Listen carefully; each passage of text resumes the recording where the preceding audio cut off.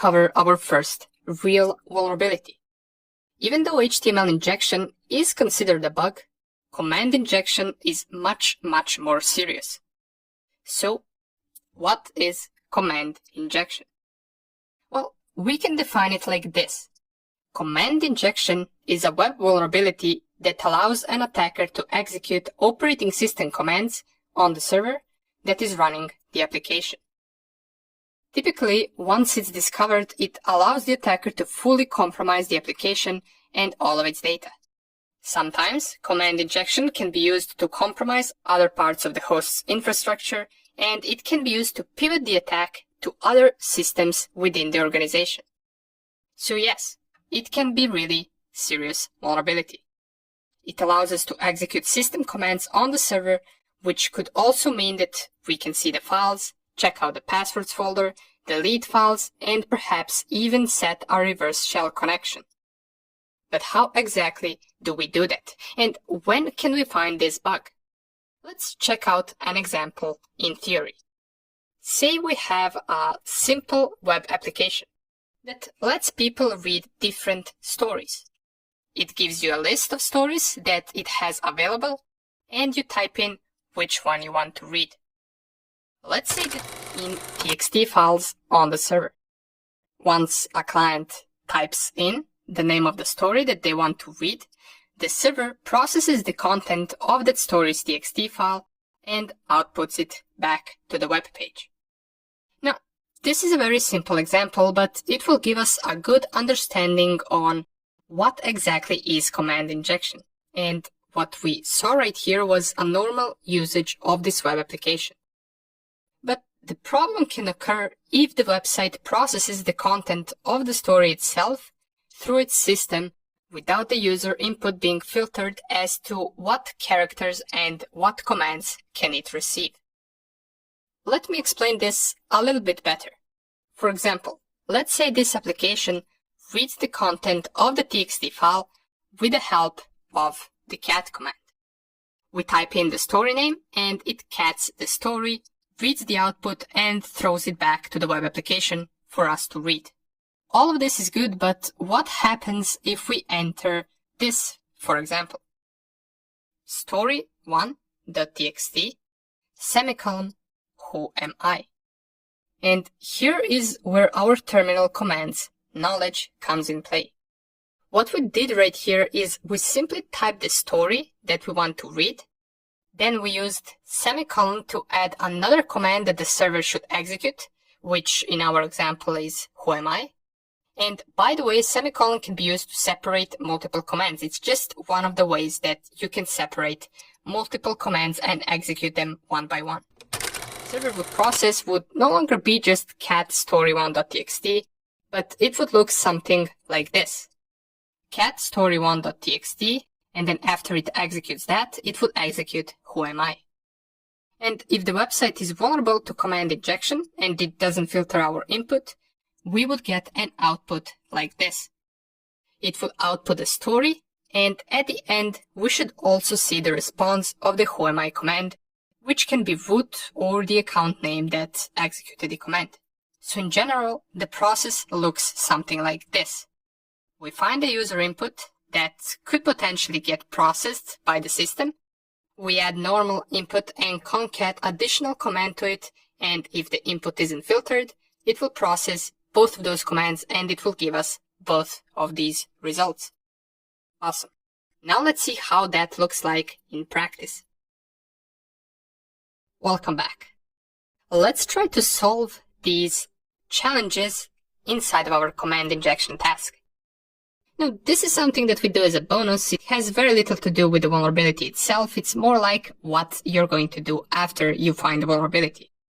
And we're not going to be doing all of these challenges on TryHackMe platform. However, we might do a few of them just to see whether we can solve them. So navigate to your command injection, which is task number 5. Make sure it's command injection practical. The requirements for this is that if you want, you can read through this and this part right here. And also you should have watched the previous video where we performed the command injection. Right now, let's use that command injection to solve these examples. Let's go with question number 1. It asks what strange text file is in the website root directory. Well, we already know how we can do this. To list all the files in that directory.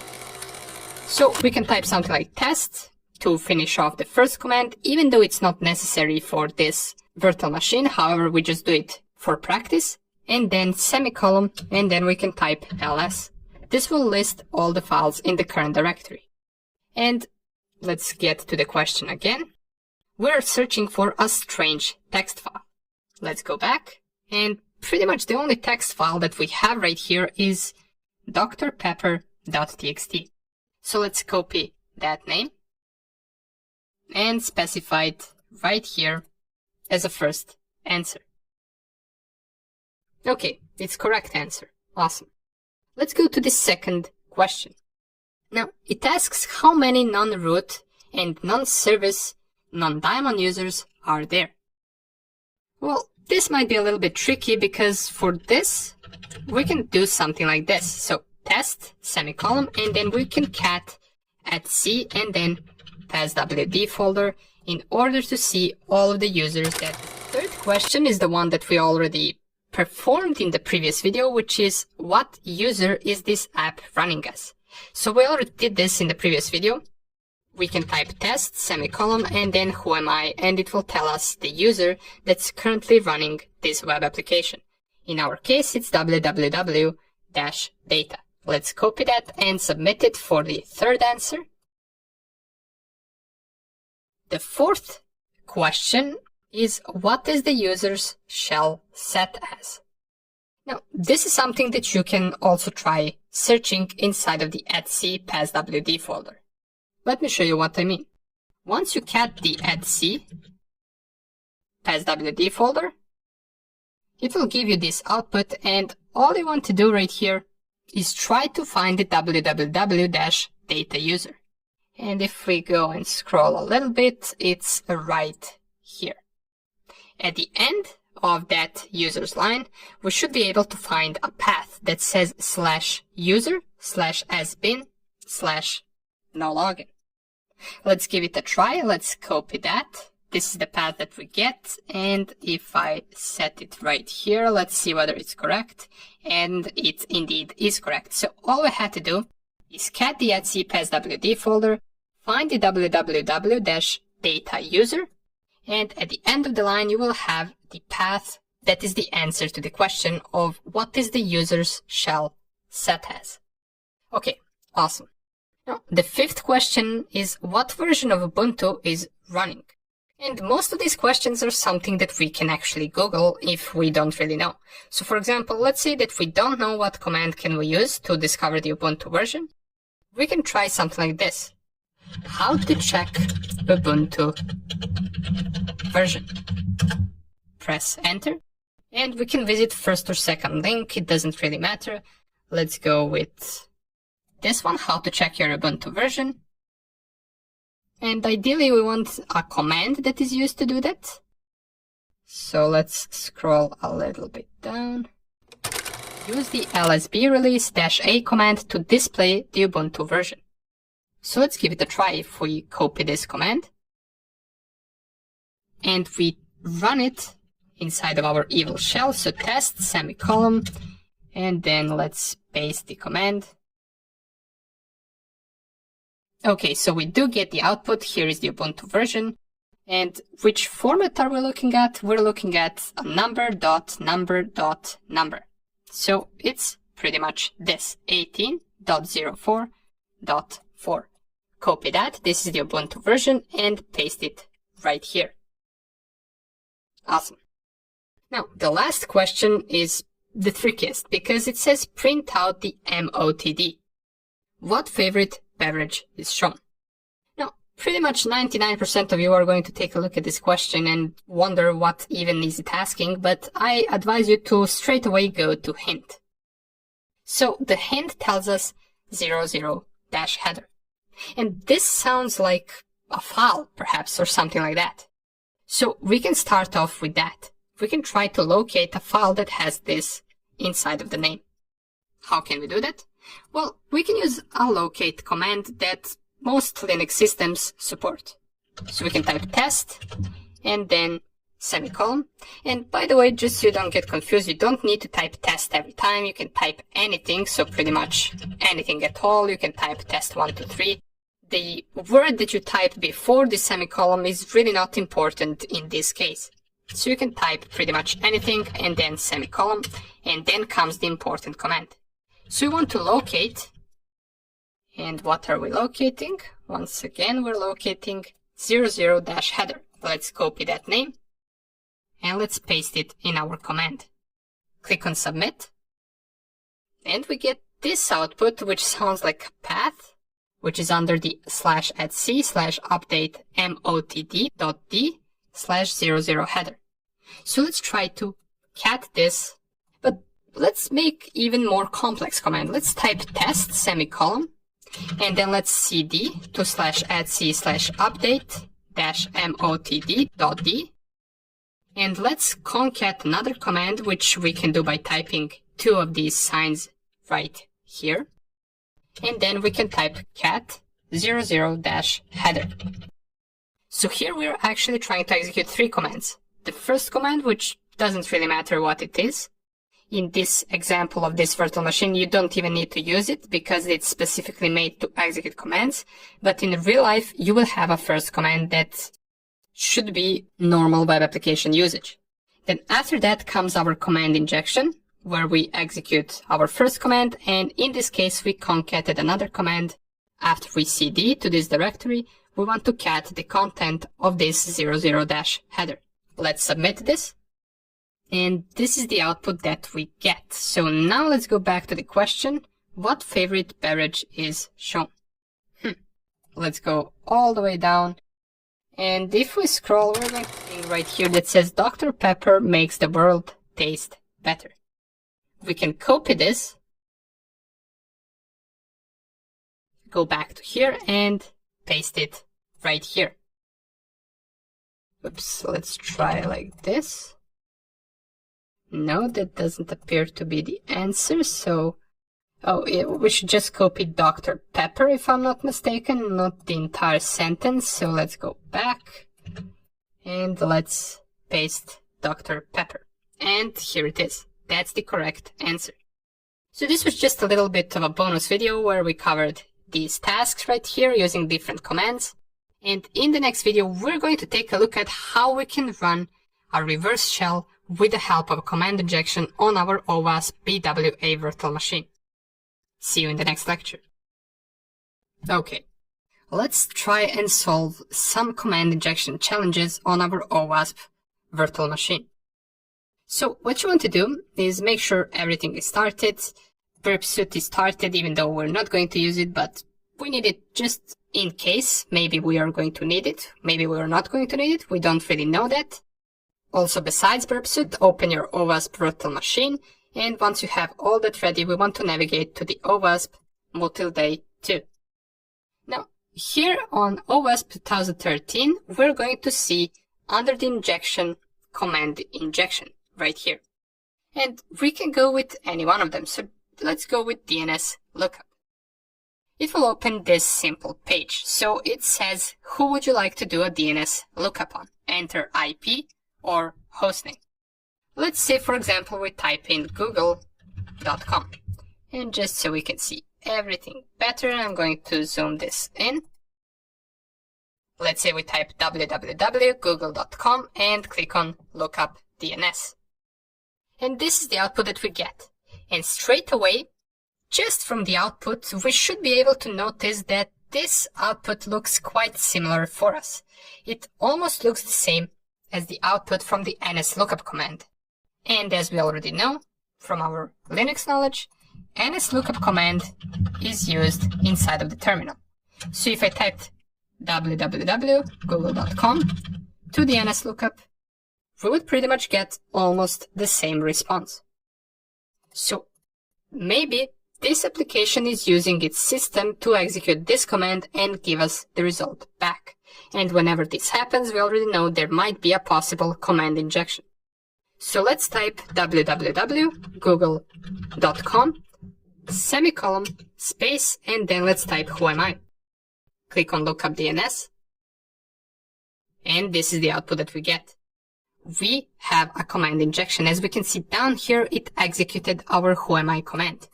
We can do the same thing with ls or any other command that we can run in terminal, and it should also run. As we can see right here, our ls command gave the output of all the files in this current working directory. So this was rather easy. We found the command injection. Further, let's try to establish a reverse shell with the target system with the help of a command injection. And if we take a look at these outputs or these files that we got with our ls command, it seems that the server is running PHP, which is most common, to be honest. So most likely servers will be running PHP. And maybe we can do something like a PHP reverse shell. Now, even though we're not PHP coders, these type of one-line reverse shells are very easy to find online, and you just need to Google PHP one-line reverse shell or bash one-line reverse shell, and it will give you a single command that can be used to establish a reverse shell connection with our Kali Linux machine. So I got one of those commands right here. It's written right here in my Nano editor, and all this command is doing is it's running PHP code where it creates a socket object, and socket object in programming language is something used to establish a network connection. In the brackets between the double quotes, we have our Kali Linux IP address. So this is my Kali Linux IP address, and here is the port that we wanted to connect to. The second part of the command is what we want it to execute once it connects. And this entire part simply tells execute the bash shell and make it run as much commands as we want. So this is the entire thing that this command does. It connects to our Kali Linux IP on the specified port, and it executes the bash shell for us so we can execute the commands. But in order for the target machine, which in our case is OWASP BWA, to be able to connect to our Kali Linux machine, we must listen on an open port for the incoming connections. And we can do that easily by opening terminal and typing nc, which is netcat, -lvp, and then the port that we want to listen. This -lvp simply stands for listen on any interface that Kali Linux has. So we're not specifying the exact interface, we're pretty much telling accept the connection on whichever interface that you get the connection from.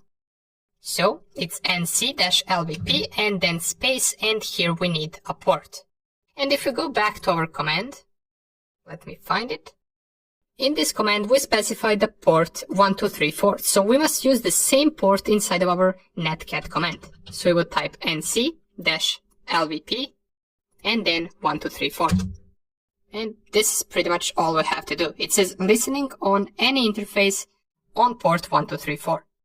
Now we want to copy this command and make sure that you get all of these single quotes and double quotes right, because otherwise it will not work. And then we want to execute it right here. So let's go down and type www.google.com, semicolon, and now let's paste the entire command here. Click on lookup DNS, and the first thing that you will notice is that it's loading the page. It's not outputting anything for us. It's just continuously loading. And if we go back to our netcat window, here it is. We got our reverse shell opened, and we're on that machine currently as www-data user. Here we can execute all the commands without having to go to the web page. We can just type whoami, we can type ifconfig, we can type ls, we can type pwd to check current working directory right here, and we can type anything that we can run from a normal terminal. We can even try to, for example, execute one of these PHP files if we want. This is really good because now we have a reverse shell established on the target machine, and we can do anything that we want, including deleting files, creating files, navigating through the system, downloading files, uploading files, and all of that. So that's really cool. Even though you can do all of that with just typing in the commands right here, it's much easier once you have a reverse shell established where you can just type in the command in the command line. Now that we did that, we covered a little bit of an advanced example of exploiting command injection, and in the next video we're going to take a look at one last example of command injection, which will be on our DVWA on our OWASP virtual machine. See you in the next video. Welcome back. Let's see an example of command injection on our DVWA page. So open up your OWASP and navigate to the DVWA. Here we are going to log in with our credentials and make sure, as usual, that intercept is turned off so we can navigate between the pages. Now, once we get to this page, we want to go to this part right here that says command execution. It's essentially the same thing as command injection, they just named it differently. Let's go there. And for this first example, make sure that security level is set to low. And we'll be checking out security level low and security level medium. I believe in these newer versions of DVWA, the high security level is actually not vulnerable, and it's an example of how the code should look like once the input is not vulnerable, or once the input is filtered properly. So right here it tells us ping for free. We can enter an IP address and it will ping that IP address. Here I typed in the IP address of my router and it performed 3 ping requests and it outputted the results right here. So already by seeing these results, we can imagine that the page is performing something like this. Ping 192.168.1.1-C for the count and then 3. Then it pings the router 3 times and it outputs this result back to us on the page. So this page is interacting with the system. Now let's try to inject our command. So I'll type in the IP address, and by the way, this IP address most likely won't work for you. This is just my router's IP, so feel free to try with a different IP instead, whether it's external IP address or a local IP address inside of your network. And now let's type semicolon and let's type ls. Submit this. And here is our command injection. It executed the second command as well. So simple as that, we managed to run our command injection, and now we can do pretty much anything that we performed in the previous videos, such as running reverse shells, such as taking a look at different accounts and passwords and all of that. But this is not why we performed this example. We want to see how we can also perform command injection on security level medium. So to change the security level on DVWA page, navigate to here that says DVA security and change from low to medium. Click on submit and go back to the command execution, and down here you should see that now the security level is set to medium. So let's try the same thing. Let's go with the IP address first, just to see what type of output do we get. And we get pretty much the same output as before. Now let's try to execute our ls command by typing semicolon, space, and then ls. Nothing happens. And you will notice that on this DVWA page, we do have the source code to how this input is filtered. This source code is written in PHP, and we're going to take a look at it just so we can see why our command injection doesn't work now. So let's open the source code. As I mentioned, it's written in PHP. Here in PHP, we can try to guess what this code is doing. So this is the IP address that we input, or should I say the command that we input. And now it performs this part right here, or should I say this part. This is the important part for us. So it creates an array that uses these characters. And we can see our semicolon right here. So it pretty much every time in our command that it sees semicolon, it will change it to nothing. Same goes with these 2 signs. And by the way, these 2 signs are also used to concat different commands. Let me show you in terminal, so you can type something like ping 192.168.1.1-C3, and then you can use these 2 signs to also run ls right afterwards, as you can see right here. So semicolon is not the only way that we can concat commands. And we can see both of these ways are filtered. It will replace them with nothing in this line right here. And that's why our ls command doesn't work. So does this mean that the input is not vulnerable? Well, not really. There are more ways that we can concat commands. For example, we can type ping 192.168.1.1-c3, and then instead of using two of these signs, we can just use one of them, and it will still work. Let me show you. If I type one sign and then ls, here it is. It printed out both of these things done. It just did this first command straight away and the second command right after. But it did perform both of these commands.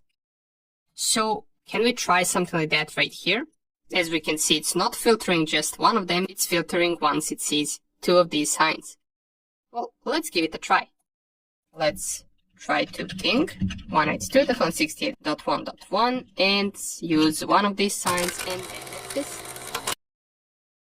Whoops, it actually won't work because we typed ping, so we just need to type an IP address and let's say who am I. Let's type who am I this time, just by using one sign to separate the commands.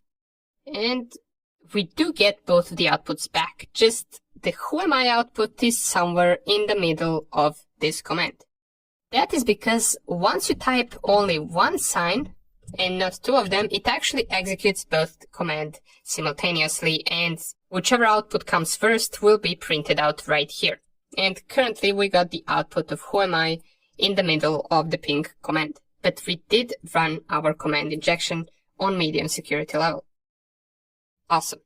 And in reality, you wouldn't really have this source code right here. You wouldn't be able to see the PHP code.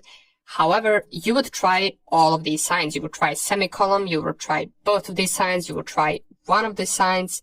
You can also try the pipe character in order to concat different commands. And all of those things could be filtered, or maybe most of them are filtered, but you do manage to find one sign that isn't, that will allow you to perform command injection. So you would just try all of them and see whether any of them works. Now that we covered command injection, in the next section we're going to cover another big set of vulnerabilities that is called broken authentication. See you in the next lecture.